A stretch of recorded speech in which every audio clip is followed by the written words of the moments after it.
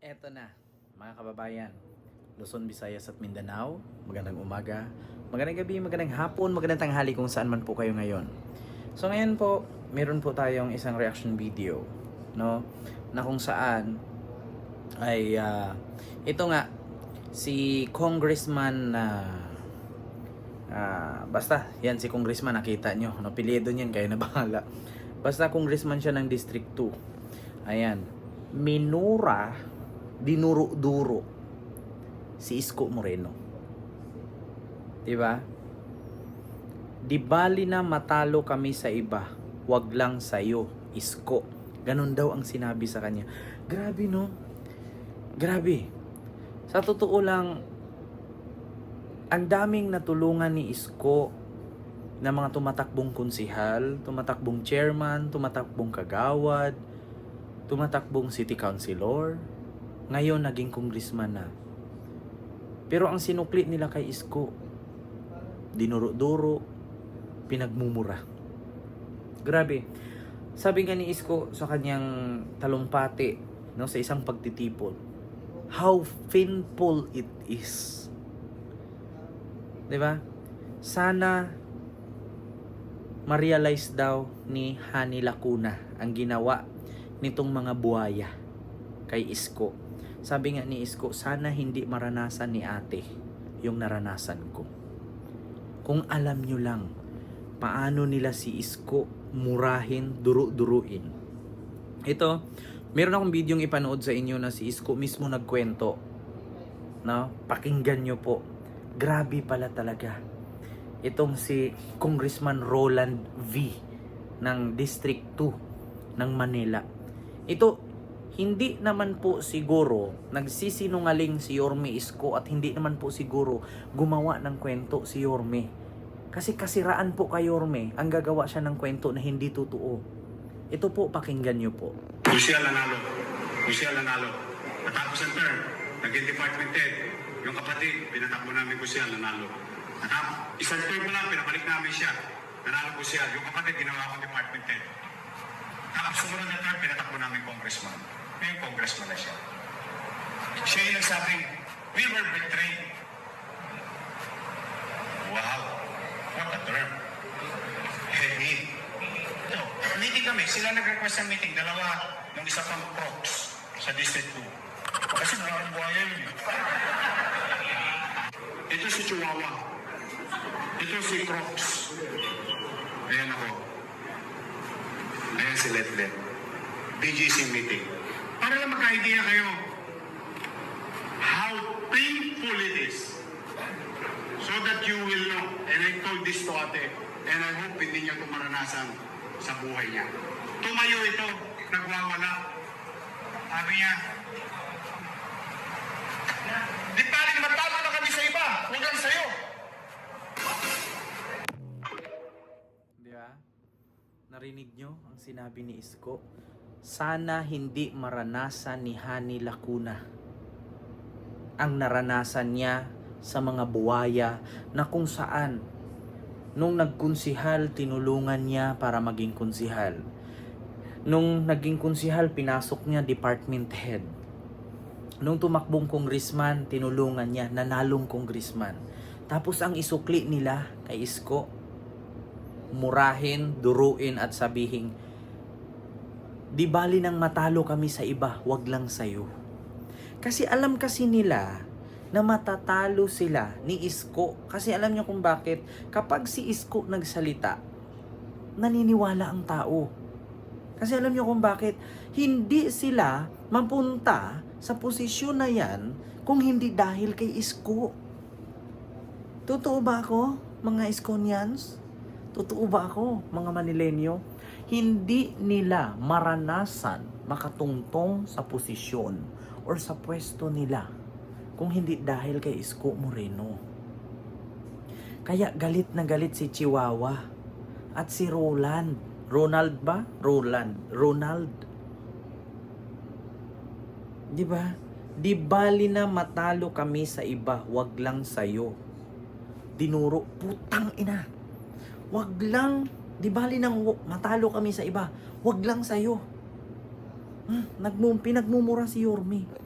Bakit, bakit ang laki ng galit nila na babalik si Yorme pagka mayor? Bakit? Bakit congressman ng District 2 at congressman ng District 3? Ah? Meron ba kayo mga tinatago?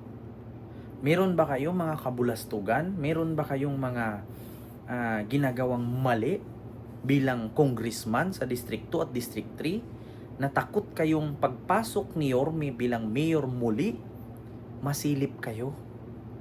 Kasi alam nyo kung bakit dapat ikatuwa ninyo eh. Kasi yung tao na tumulong sa inyo para malagay kayo sa posisyon na yan, at yung tao na umangat, nag-angat sa inyo na mula kay sa kumunoy, hinaon kayo, nilagay dyan sa magandang posisyon, babalik at samahan kayo. Pero bakit kayo nagagalit? Bakit nyo minumura? Bakit nyo dinuduro? Bakit? Ayaw nyo ba na disiplinahin kayo ng taong nagbigay ng pangalan sa inyo? Ayaw nyo ba na ituwid yung mga baluktot ninyong gawain sa loob ng 3 taon nang wala si Isko Moreno? Yun lang naman napakasimple lang mga kababayan. Hindi nila murahin or duruin at hindi sila galit kapag bumalik si Isko kung wala silang tinatago. Napakasimple lang. Hindi ka magagalit. Bakit? Matuwa ka dapat. Yung mentor namin, yung protege, yung professor namin, diba? Babalik at nandito na. Dapat matuwa ka. Yung master namin. Ganun naman talaga eh. Ang tawag doon eh. Ipalibhasa kasi yung nagturo sa inyo at naglagay sa inyo dyan sa pwesto kung saan kayo, mas bata sa inyo at mas maabilidad kaysa sa inyo. Alam nyo, simple lang to eh. 2 rason lang to. Kaya sila galit, either may ginawa silang masama na ayaw nilang malaman ni Isko at mabulgar sila sa tao, or inggit sila sa abilidad ni Isko na hindi nila kayang gawin. Diba? Napakasimple lang. Diba? Kaya, yun lang, 2 lang. Ito, huwag kayong magalit sa akin, congressman ng District 2 at saka District 3. Simple lang to. Hindi kayo dapat magalit na babalik si Isko kung wala kayong tinatago. Hindi kayo dapat magalit na babalik si Isko kung hindi kayo nainggit.